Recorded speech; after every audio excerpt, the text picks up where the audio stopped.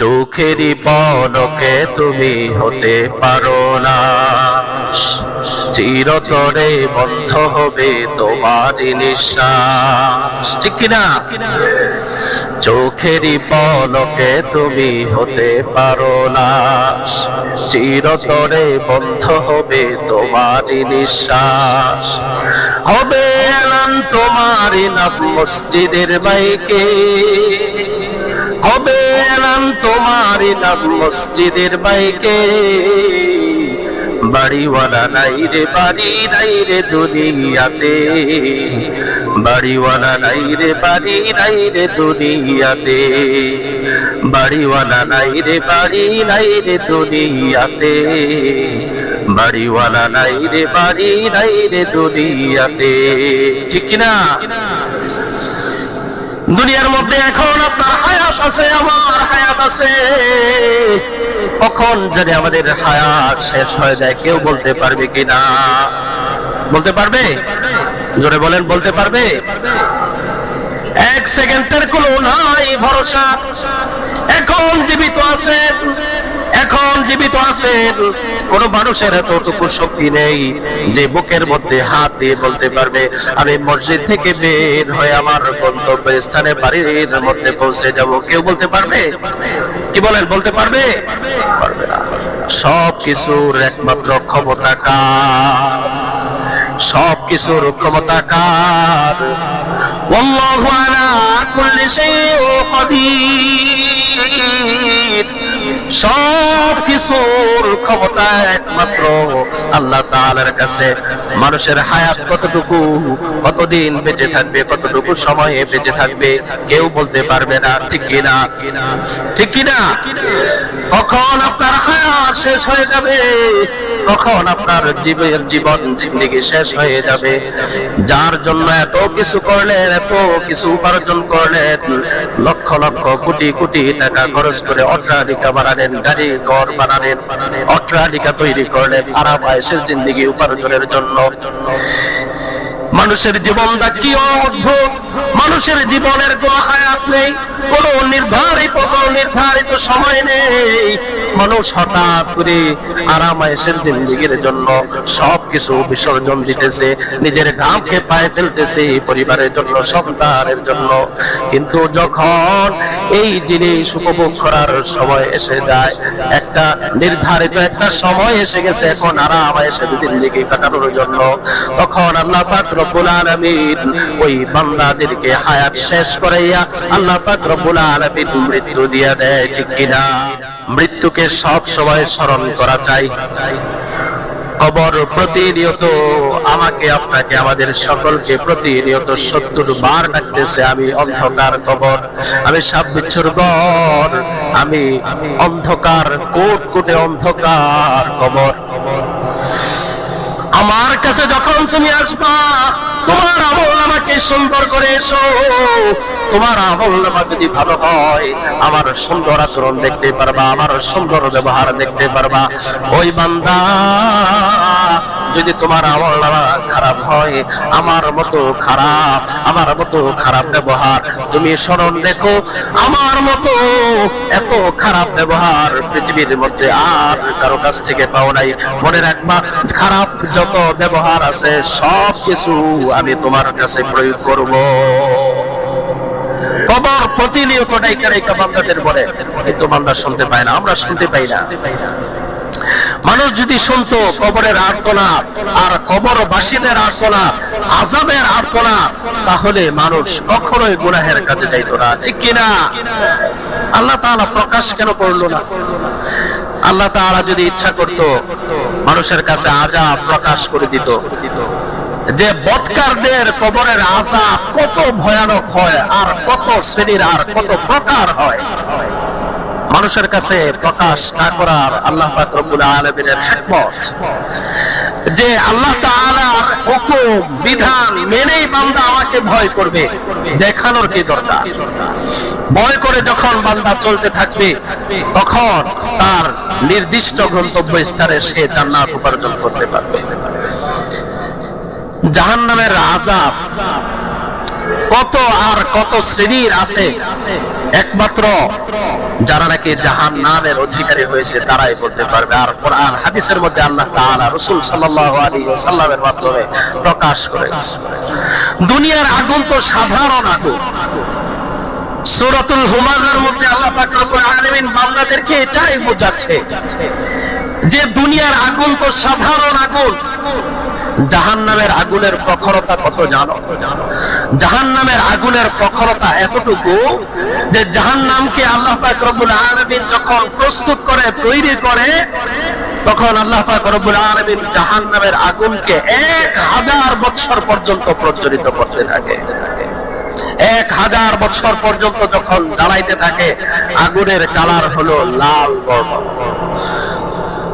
ফেরেশতারা আল্লাহ পাক রব্বুল আলামিনের কাছে জাহান্নামের আগুনের অবস্থা আল্লাহ পাক রব্বুল আলামিনের কাছে গিয়ে বলতো, ওগো আল্লাহ, ওগো পরওয়ারদিগার, আপনার হুকুম অনুযায়ী, আপনার আদেশ অনুযায়ী জাহান্নামের আগুনকে 1000 বছর পর্যন্ত প্রজ্বলিত করা হলো, আগুন জ্বালানো হলো। জাহান্নামের আগুনের অবস্থা হলো লাল বর্ণ। আল্লাহ পাক রব্বুল আলামিন বলেন, আবারও জ্বালাইতে থাকো। আরো 1000 বছর পর্যন্ত চলে গেল। আরো 1000 বছর পর্যন্ত চলে যাওয়ার পর জাহান্নামের আগুনের অবস্থা হয়ে গেল সাদা বর্ণ। আল্লাহ পাক রব্বুল আলামিন বললেন, আবারও জ্বালাইতে থাকো। এভাবে 3000 বছর পর্যন্ত জাহান্নামের আগুনকে প্রজ্বলিত করা হলো। 3000 বছর পর্যন্ত জাহান্নামের আগুনকে জ্বালানো হলো। 3000 বছর পর্যন্ত জ্বালানোর পর জাহান্নামের আগুনের শেষ কালার হলো কালো বর্ণ। জাহান্নামের আগুনের অবস্থা বর্তমানে কেমন? কালো কালো, কুৎসিত কালো। দুনিয়ার আগুন যখন মানুষ প্রজ্বলিত করে, দুনিয়ার আগুন যখন মানুষ দেখে, ওই দুনিয়ার আগুন মানুষদেরকে আলো দেয়, মানুষদেরকে পথ দেখায়, মানুষদেরকে রাস্তা দেখায়, রাস্তার সুযোগ করে দেয়, রাস্তা দেখার সাহায্য করে।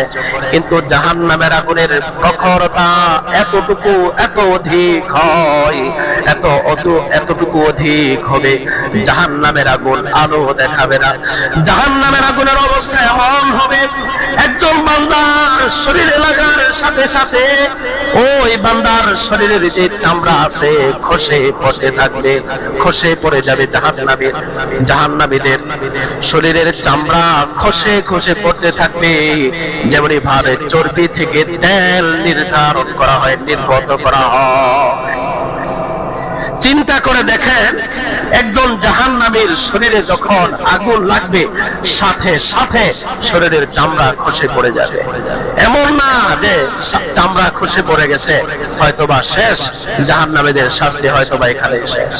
আল্লাহ পাক রব্বুল আলামিন জাহান্নামীদের শরীরের চামড়া, শরীরের গোশতগুলো যখন এভাবে খসে পড়তে থাকবে, খসে যাবে, তখন আল্লাহ পাক রব্বুল আলামিন আবার আদেশ দিবেন, আবার নতুন করে শরীরের অবয়ব আকৃতি গঠন আবার তৈরি হয়ে যাবে।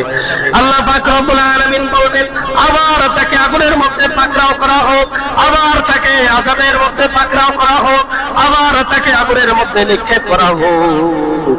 এভাবে জাহান্নামীদের অবস্থা চলতে থাকবে, জাহান্নামীদের শাস্তি চলতে থাকবে। সাপ বিচ্ছু একের পর এক এসে দংশন করতে থাকবে, আযাবের মধ্যে পাকড়াও থাকবে।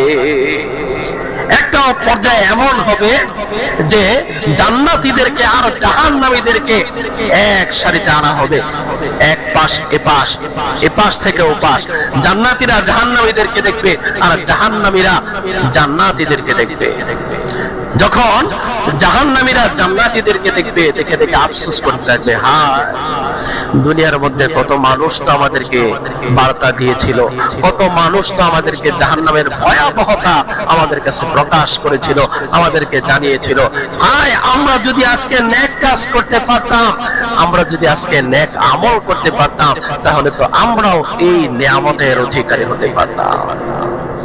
জোরে বলেন না সুবহানাল্লাহ। আর জাহান্নামীরা এভাবে আক্ষেপ করতে থাকবে। জান্নাতীরা যারা জান্নাতের মধ্যে থাকবে তারা জাহান্নামীদেরকে দেখে আফসোস করতে থাকবে, হায় দুনিয়ার মধ্যে যদি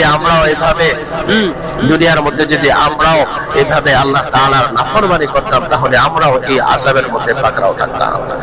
এখন চিন্তা করেন, নেক কাজ করার দরকার না খারাপ কাজ করার দরকার? জান্নাত উপার্জন করবেন নাকি জাহান্নাম? জান্নাতে যাইবেন নাকি জাহান্নাম? জান্নাতে যাওয়ার মনে হয় সবার চাহিদা নাই, চাওয়া নাই মনে হয়। জান্নাতে যাইতে চান? ইনশাআল্লাহ আওয়াজ কম বোঝা যাচ্ছে যে জান্নাতের মধ্যে যাইতে চায় না মানুষ। জান্নাতের মধ্যে যাইতে চান? আরো জোরে বলেন। জান্নাতের মধ্যে যদি যাইতে চান তাহলে আমাদেরকে বেশি বেশি গুনাহের কাজ করতে হবে না ছাড়তে হবে? নেক কাজ করতে হবে নাকি খারাপ কাজ করতে হবে? ভালো কাজ করতে হবে। যে কাজ করলে আল্লাহ তাআলা নারাজ হয়, যে কাজ করলে আল্লাহ তাআলা অসন্তুষ্ট হয়, সেই কাজ আমাদেরকে পরিহার করতে হবে, ঠিক কিনা? জান্নাতে যাওয়ার জন্য প্রস্তুত আছেন ইনশাআল্লাহ? একটা আমল আছে, কোন মানুষ যদি ফজরের পর আর মাগরিবের পর, ছোট্ট একটা আমল কোন মানুষ যদি করে, যদি কোন মানুষ ফজরের পরে এই আমলটা করে, সন্ধ্যা পর্যন্ত, সূর্য ডুবার আগ পর্যন্ত এই ব্যক্তি যদি মারা যায়, তাহলে এই ব্যক্তিকে আল্লাহ পাক রব্বুল আলামিন জাহান্নাম থেকে মুক্তি দিয়ে জান্নাতের অধিকারী করে দিবে। আর জোরে বলেন না সুবহানাল্লাহ। ঠিক তেমনি ভাবে মাগরিবের পর কেউ যদি পড়ে 7 বার, তাহলে ওই ব্যক্তি রাত্রে যদি মারা যায়, রাত্রে যদি তার মৃত্যু হয়ে যায়, মওত হয়ে যায়, তাহলে আল্লাহ পাক রব্বুল আলামিন ওই ব্যক্তিকে জাহান্নাম থেকে মুক্তি দিয়ে জান্নাতের অধিকারী করে দিবে। ওই আমলটা হচ্ছে এটা, ছোট্ট একটা দোয়া। ওই দোয়াটা হচ্ছে এটা, রাসূল সাল্লাল্লাহু আলাইহি ওয়াসাল্লাম বলে, কোন মানুষ যদি জাহান্নাম থেকে মুক্তি চাও, কোন মানুষ যদি, আমার উম্মতের মধ্যে এমন কোন মানুষ যদি থাকো জাহান্নাম থেকে মুক্তি পেয়ে জান্নাতের অধিকারী হতে চাও, জান্নাতের মালিক হতে চাও, তাহলে সকাল সন্ধ্যা এই আমলটা করবা। এই আমলটা হচ্ছে এটা, রাসূল সাল্লাল্লাহু আলাইহি ওয়াসাল্লাম সাহাবায়ে কেরামদেরকে শেখালেন। আল্লাহুম্মা আজিরনি মিনান নার, কি? আল্লাহুম্মা আজিরনি মিনান নার। সকলে আমার সাথে সাথে বলেন, আল্লাহুম্মা আজিরনি, আল্লাহুম্মা আজিরনি। জোরে বলেন, আল্লাহুম্মা আজিরনি মিনান নার। কয়বার? কয়বার? 7 বার। কোন কোন সময়? ফজরের পর আর মাগরিবের পর। আল্লাহ পাক রব্বুল আলামিন আমাদের সকলকে এই আমল করে জাহান্নাম থেকে মুক্তি পাওয়ার আল্লাহ তাআলা আমাদের সকলকে তৌফিক দান করুন। আমরা যেন জান্নাতে যেতে পারি, জান্নাত যেন উপার্জন করতে পারি, জান্নাত উপার্জনের যত রাস্তা আছে আল্লাহ তাআলা যেন সেই রাস্তার মধ্যে আমাদেরকে পরিচালিত করে, আমরা যেন সেই রাস্তায় চলতে পারি। আমাদের সকলকে আল্লাহ তাআলা সেই তৌফিক দান করুন।